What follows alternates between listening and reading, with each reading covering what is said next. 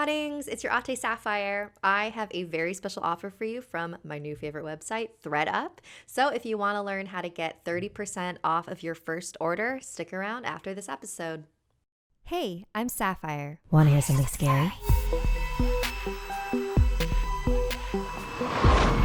The Bubak. The following story is based on a submission from Anastasia. In Spain in the 1990s, there lived a 12-year-old girl named Lucia. She lived on a farm surrounded by fields with her two parents. Every other weekend or so, her parents had to go into town for different business reasons, conventions, conferences, what have you. Lucia was much too young to tag along with them, so they would leave her at home where her cousin Emily would babysit. Emily was only 3 years older than Lucia, so she would always protest. "Why do I even need a babysitter? I'm old enough to watch myself." But her parents disagreed. Lucia probably wouldn't have minded this as much if she actually liked her cousin. But Emily loved to play pranks on her. She'd always try to scare her with monster stories or try to convince her that her toys were possessed. So it was a Friday morning, and Lucia's parents had left, leaving Lucia and Emily alone on the farm. Emily was going to make them breakfast, so she asked Lucia to gather some eggs from the hens. Lucia walked over to the coop and noticed something in the corner of her eye. In the middle of the field was a scarecrow. It hadn't been there before, so Lucia was positive it was just one of her cousin's pranks. She rolled her eyes and went to get the eggs. She didn't mention to Emily that she saw the scarecrow. She was just going to ignore it. The next morning, Lucia went to gather more eggs for breakfast. The scarecrow was still there in the field. Lucia chuckled to herself, entertained by her cousin's attempts to scare her. When she gathered the eggs and walked back to the house, she stopped in her tracks. The scarecrow was now much closer than it was before. "Okay, that got me," Lucia chuckled to herself. She didn't notice it before because it was so far away, but Lucia was shocked by how ugly it was. She grabbed an egg and threw it at its grotesque face. She pranced into the kitchen and placed the bucket of eggs on the counter. "I'll admit it, that scarecrow's pretty good," Lucia said. Emily looked up from the pan. "What are you talking about?" "You can stop the act, cousin. How long did it take you to make that?" Emily turned the stove off and wrinkled her brow. "Where did you say you saw the scarecrow?" "It's right where you last left it, at the edge of the field." Emily rushed over to the window and looked around. Lucia skipped up behind her and looked out as well. But the scarecrow was gone. "Whoa, how'd you do that?" Emily hastily pulled the curtain closed and pulled Lucia to the ground, lowering her voice to a whisper. "Lucia, are you familiar with the Bubak?"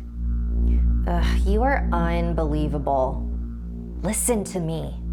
It came for one of my friends not too long ago. It goes after young children. It makes a sound like a crying baby to make you come near it, and when you're close enough, it takes you and throws you in his sack to eat later. We have to stick together today." "Cool story, cousin. I'm gonna go read in my room. Don't bother me until dinner, okay?" So Lucia locked herself in her room and read her fantasy book on her bed. She didn't even realize she had fallen asleep until she was awoken by a sound coming from the other side of her room. It was a baby crying. "Nice try, cuz," Lucia drowsily shouted into the darkness. She reached over and turned her lamp on and was startled by the figure in her room. It was the scarecrow. "Lucia? Lucia, are you there?" A muffled cry came from behind it. Lucia spotted the large, writhing sack where the sound was coming from. "Seriously, Emily, when are you going to give it up?" Lucia got out of her bed and approached the scarecrow, ready to call her cousin out. But with every step, her confidence began to wear off. The closer she got, the more details she noticed. The pole holding up its hideous body slowly began to coil like a snake. This scarecrow was alive. "Lucia, run!" The scarecrow revealed its raggedy arms from underneath its tattered clothes and raised them towards Lucia. She ran out of her bedroom, frantically searching for a place to hide. She could hear the Bubak slithering not too far behind her. She ran into the kitchen and hid inside the smallest cupboard that she could squeeze into. And she waited. She was going to wait there for as long as she could. Her parents would be home the next morning. She was going to make it. Just then, the kitchen phone rang. It went to voicemail. Hi, Lucy. It's Mom and Dad. We actually booked a couple more meetings out here, and we thought a lot about it. And, you're right. You are a big girl, and you can take care of yourself for another day or so. And Emily, we know we only paid you until tomorrow morning, so feel free to go home. Lucy will be fine.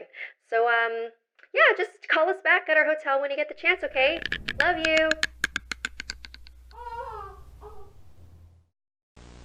So I personally love ThreadUp for multiple reasons. One, I love shopping secondhand because you get to find really unique pieces. And if I'm being completely honest, the clothes that get the most compliments for me are the ones that I buy secondhand. So it's like, why pay more money, right? And you're also helping the environment because fashion is actually the second most polluting industry in the world. So when I opened my shipment, I was actually incredibly impressed by the quality of all the items I got. Honestly, you wouldn't be able to tell that these items were used. And that's because ThreadUp hand inspects and triple checks all of the items to make sure that they're in the best condition.